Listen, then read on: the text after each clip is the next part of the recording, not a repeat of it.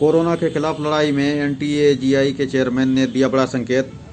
मार्च से शुरू हो सकता है 12 से 14 साल के बच्चों का टीकाकरण।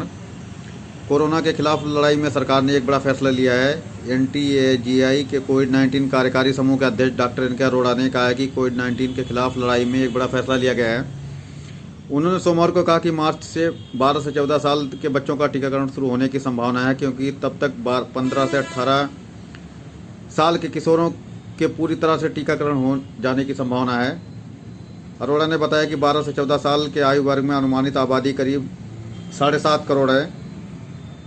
मालूम हो कि इस साल 3 जनवरी को 15 से 18 साल के किशोरों का टीकाकरण शुरू किया गया था। टीकाकरण संबंधी राष्ट्रीय तकनीकी सलाहकार समूह एनटीए-जीआई के कोविड-19 कार्य समूह के अध्यक्ष डॉक्टर एन.के. अरोड़ा ने बताया कि 15 से 18 साल के अनुमानित 7,40,57,000 किशोरों की आबादी में से 3.45 करोड़ से अधिक को अब तक कोरोना रोधी वैक्सीन कोवैक्सीन की पहली खुराक दी जा चुकी है। इनको 28 दिनों में दूसरी खुराक दी जानी है। इस आयु वर्ग के किशोरों में टीकाकरण को लेकर भारी उत्साह देखा जा रहा है। Doctor NK. अरोड़ा ने कहा कि किशोरों के टीकाकरण की इस गति को देखते हुए 15 से 18 साल के आयु वर्ग के शेष लाभार्थियों को जनवरी के अंत तक पहली खुराक लग जाने की संभावना है। इसके बाद किशोरों को दूसरी खुराक फरवरी के अंत तक पूरा कर लिए जाने की उम्मीद है। 15 से 18 साल के किशोरों का टीकाकरण पूरा हो जाने के बाद सरकार मार्च में 12 से 14 साल के बच्चों का टीकाकरण शुरू करने पर नीतिगत फैसला कर सकती है। यहाँ बता दें कि 16 जनवरी 2021 को स्वास्थ्य कर्मियों को टीका लगाने के साथ ही देश में टीकाकरण अभियान की शुरुआत हुई थी। यही नहीं, 2 फरवरी 2021 को फ्रंटलाइन वर्कर को टीका लगाने की शुरुआत हो गई थी।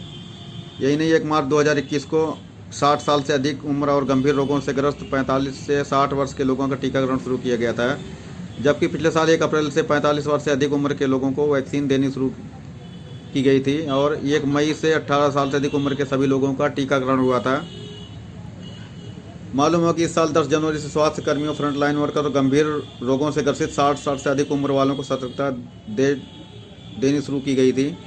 अगर टीकाकरण के अहम पड़ावों पर गौर करें तो पिछले से 1 साल 1 अप्रैल तक देश में 10 करोड़ डोज लगाई गई थी। पिछले ही साल 21 अक्टूबर को 100 करोड़ डोज लगाने का आंकड़ा पार किया गया था। इस साल 7 जनवरी को 150 करोड़ डोज लगाने का आंकड़ा पार किया गया था।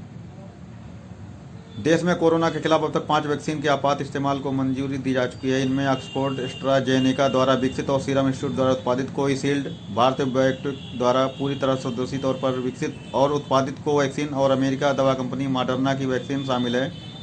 देश में अमेरिकी दवा कंपनी जॉनसन एंड जॉनसन की वैक्सीन के साथ ही जायडस कैडिला की ओर से विकसित और उत्पादित जायकोव डी को भी मंजूरी दी जा चुकी है।